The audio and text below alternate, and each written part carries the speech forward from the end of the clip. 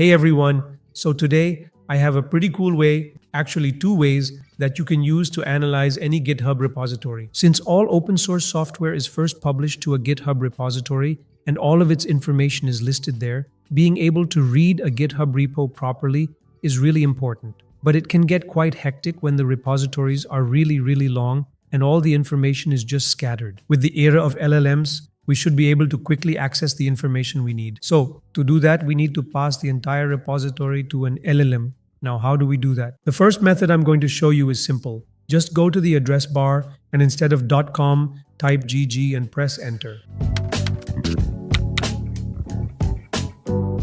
This will open the tool. Now, I don't know exactly which model is being used on the backend, but so far, it's been pretty good and delivers decent results. Here's how it works. First, you have your GitHub tokens, which represent the number of words in the GitHub repository. When you enter a custom prompt for analysis, it processes that input through the LLM. Down here, you'll see the file tree with different files in the repo. Up top, you can ask anything you want. For example, if I want to list all the features of this MCP server in a brief list, I can enter that prompt. You'll notice this analysis icon up here, and once it's done processing, you can scroll down to see the extracted features of the MCP server.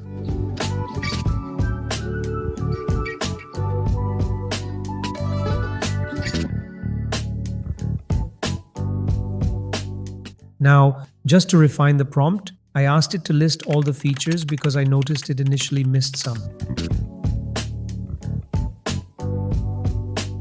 And yeah, now it has listed everything, providing us with quick access to the details. You can easily go through them, define use cases, and essentially chat with any GitHub repository you want. However, some issues might arise. The first is that the GitHub tokens might be too large, and since we don't know what model is being used, that could be a limitation. The second issue is that, again, because we don't know what model is running in the backend, we can't determine whether it's smart enough to handle more complex requests. And for that, there's another way. Now, the issues I mentioned earlier can actually be resolved with this other method, and it works in a similar way. You just go to the URL, and instead of hub, you replace it with ingest.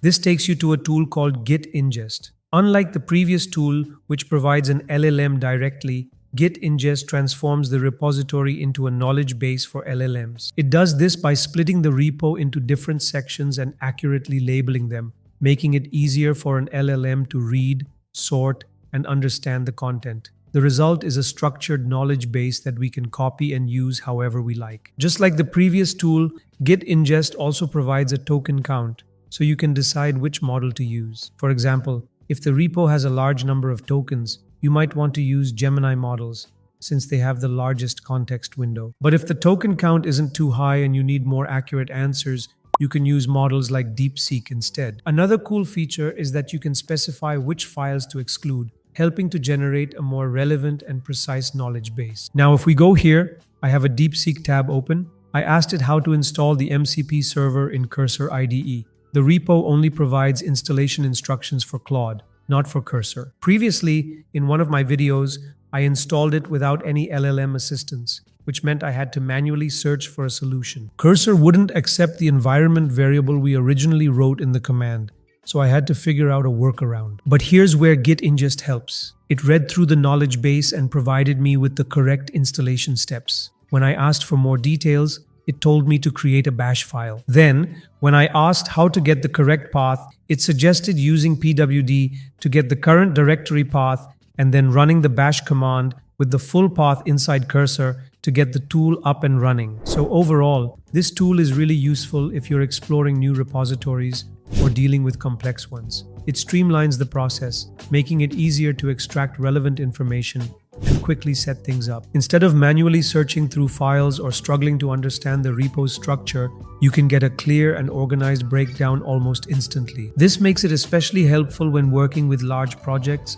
or trying to implement something without spending hours reading documentation. If you found this useful, don't forget to like, subscribe, and hit the notification bell so you don't miss out on more content like this.